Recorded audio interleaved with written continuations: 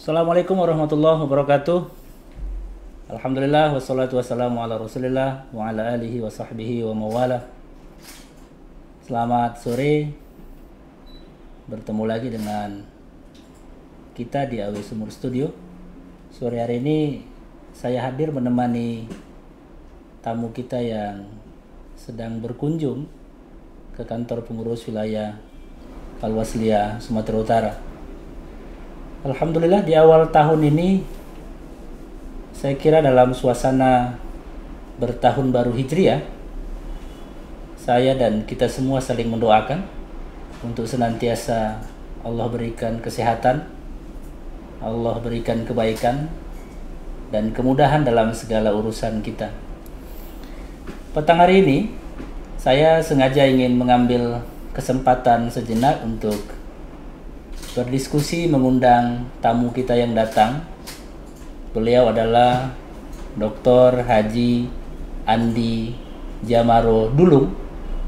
Beliau ini pernah menjadi ketua pengurus besar Nahdlatul Ulama tahun 2000 sampai dengan 2010 di masa kepemimpinan Allahyarham Kiai Haji Hashim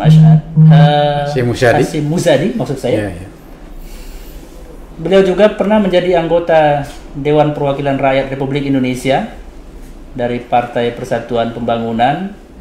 Beliau berasal dari daerah pemilihan Sulawesi Selatan, tepatnya beliau ini orang Makassar. Tahun 2004, 2009 dan 2014-2019. Saya juga tadi kaget ketika ada yang menghubungi bahwa beliau berniat untuk bersilaturahim dan berkunjung. Beliau menyebutnya ingin datang ke apa istilahnya, pasaknya Sumatera Utara. Barangkali beliau sudah banyak membaca juga soal Al-Jamiyatul Wasliyah, sehingga kemudian beliau tadi menyempatkan waktunya di sela-sela beberapa kegiatannya di Sumatera Utara untuk berkunjung ke Al-Jamiyatul Wasliyah Sumatera Utara. Kita sapa dulu Puang Andi. Assalamualaikum Puang. Waalaikumsalam warahmatullahi wabarakatuh. Masya Allah, senang sekali hari ini dapat kunjungan dari Puang, putra Makassar yang beraktivitas banyak di ibu kota dan hari ini sedang berada di Tanah Deli, di kota Medan, Sumatera Utara. Selamat datang di Al-Wasliyah Sumatera Utara, Puang. Inilah kantor Al-Wasliyah Sumatera Utara, ormas Islam terbesar di Sumatera Utara. Insyaallah silaturahim kita sore hari ini akan mendatangkan kebaikan bagi semua. Insyaallah. Barangkali saya dan Pak Dr. Andi, atau kita sebut kalau istilah orang Makassar biasanya Puang Andi, biasanya begitu sebagai sebutan penghormatan.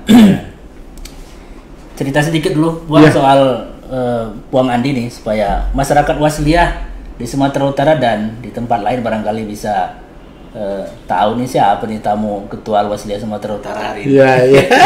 Silakan Puang. Baik. Assalamualaikum warahmatullahi wabarakatuh.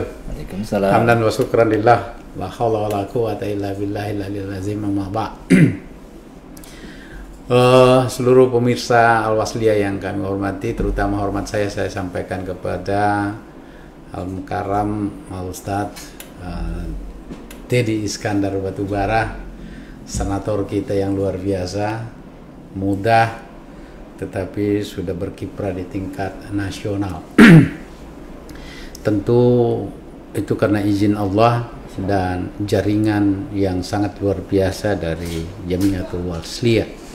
Saya tahu Al-Wasliyah ini sejak kecil saya membaca literatur di mana sebetulnya institusi penyebar Islam di Indonesia ini, salah satu yang mengesankan saya adalah Al-Wasliyah. Di dalam perjalanan saya berinteraksi dengan teman-teman pimpinan ormas Islam, saya bertemu dengan Allahyarham Ustadz Azidin. Ya. Sering sekali saya bersama dengan beliau ketika kita kumpul-kumpul atas nama ormas Islam di Jakarta. Kemudian setiap saya berkunjung ke Sumatera Utara, maka jejak-jejak Al-Wasliyah itu terhampar di mana-mana, sekolahnya, pondoknya, dan lembaga-lembaga amalia yang luar biasa. Karena itu dari awal saya niatkan untuk berkunjung ke Sumatera Utara untuk bertemu dengan pasaknya, pakunya Sumatera Utara. Dan salah satu yang saya anggap bahwa paku terbesar di Sumatera Utara itu adalah Al-Wasliyah. Penting untuk kita memotret Sumatera Utara ini tanpa mendapat gambarnya Al-Wasliyah. Potret itu tidak lengkap. Ya, insya Allah.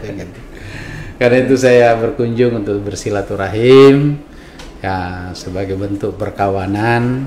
Ya saya menyampaikan bahwa saya ingin bertemu dengan seluruh Jamiatul Wasliyah, tetapi mungkin tidak ada kesempatan untuk bertemu satu persatu, sehingga ya saya diajak untuk berada di studio ini, dan alhamdulillah insya Allah ini akan dilihat oleh banyak pemirsa. Ingin saya sampaikan bahwa NU dan Al-Wasliyah itu ya bedanya sangat tipis, sangat tipis.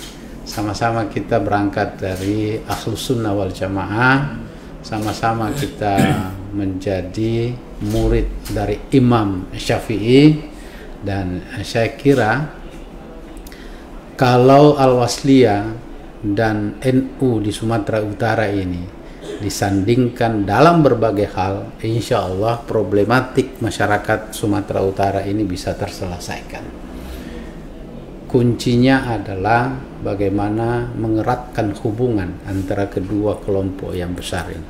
Saya tadi saya dengar bahwa tahun 30-an itu Al-Wasliyah dan NU dipimpin oleh dua kakak beradik yang marganya adalah Lubis. Dan itu berarti organisasi ini dipimpin oleh satu keluarga, dan itulah yang menetas dan meretas sampai hari ini. Luar biasa, kedekatan itu harus tetap terjaga untuk membangun Sumatera. Bukan saja Sumatera Utara, Sumatera di belahan lain juga. Karena saya tahu NU dan Al-Wasliyah akarnya tumbuh di mana-mana, daun rantingnya itu mekar di mana-mana, termasuk di belahan Jawa. Al-Wasliyah kita tahu bahwa banyak sekali lembaga-lembaga pendidikan Al-Wasliyah di berbagai daerah. Saya kira itu. Ya, Bang Andi Jamarul Dulung ini saya kira tokoh Indonesia Timur yang barangkali satu di antara sekian anak Indonesia yang Allah beri kesempatan untuk pernah menjadi ketua PBNU, pernah menjadi anggota DPR RI. Artinya pengalaman-pengalaman beliau itulah yang kemudian saya kira menghantarkan beliau untuk semakin banyak membaca literatur soal kiprah dan gerakan-gerakan organisasi kemasyarakatan, termasuk juga Al-Jamiatul Wasliyah. Memang pertemuan kita sore hari ini, para pemirsa AW Sumur Channel, singkat saja memang ini, karena memang kunjungan beliau ke tempat kita ini dalam kerangka silaturahim. Barangkali ini Bang Puang Andi, ini suasana tahun baru, tahun baru Hijriah 1443. Barangkali ada pesan Bang Andi kepada seluruh pemirsa AW Sumur Channel dan warga Al-Wasliyah, terutama warga Sumatera Utara juga, dalam kerangka menyambut tahun baru di situasi yang masih pandemi ini. Ya. Silakan, Puang. Baik, saya kira pertama saya mengucapkan selamat tahun baru. Ini luar biasa, tahun baru ini mempertemukan kita dalam suasana yang sangat kekeluargaan. Dalam suasana pandemi sekarang ini, saya itu sebetulnya punya gagasan bahwa pemerintah telah berbuat banyak, telah berbuat baik. Tentu saja menurut ukuran pemerintah ini sudah maksimal. Saya hanya ingin menyampaikan bahwa ketika COVID ini melanda dunia, semua negara punya cara dan metodologi untuk menyelesaikannya. Ya, tetapi karena tidak punya pengalaman, tidak punya referensi yang cukup, maka teknis penyelesaiannya itu berbeda-beda setiap negara, termasuk Indonesia.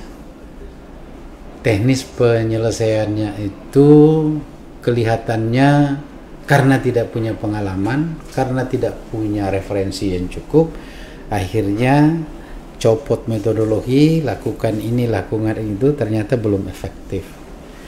Dan itu tidak boleh dianggap sebagai sebuah kesalahan, karena memang referensinya tidak cukup. Kalau pemerintah gagap, kita harus maklum. Yang saya ingin sampaikan bahwa ada, menurut saya, pemerintah itu tidak melibatkan masyarakat secara keseluruhan untuk menghadapi COVID ini secara masif.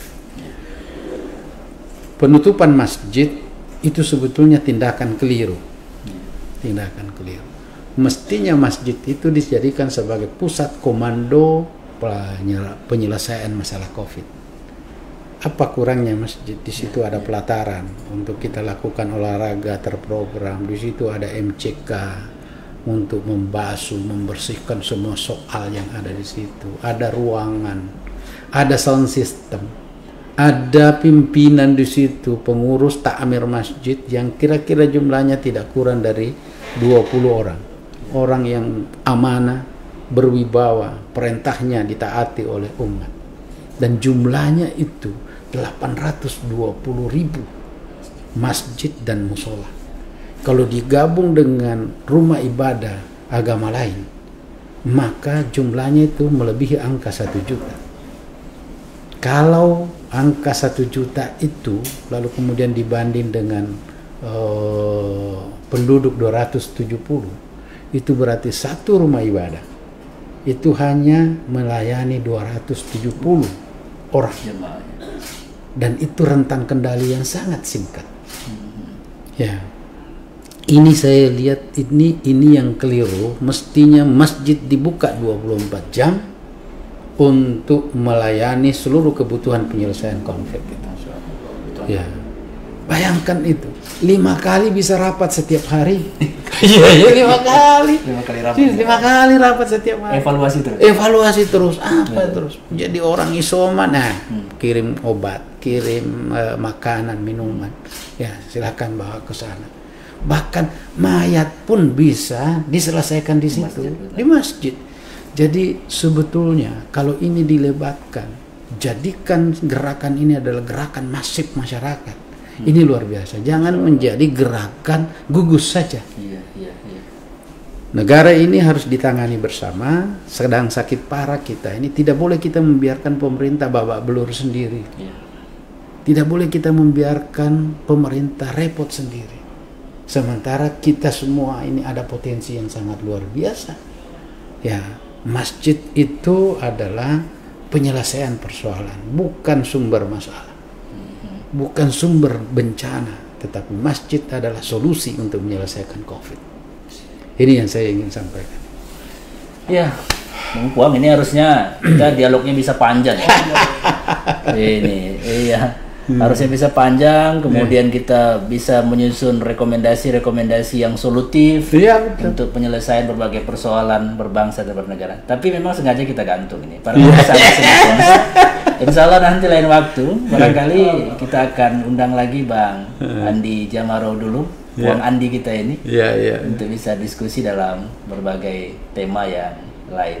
Baik. Saya kira demikian, para pemirsa AW Sumur Channel dimanapun Anda berada. Terima kasih atas atensi dan perhatian kita semua. Sampai ketemu lagi, insya Allah dalam waktu dan kesempatan yang berbeda. Saya Deddy Iskandar Batubara.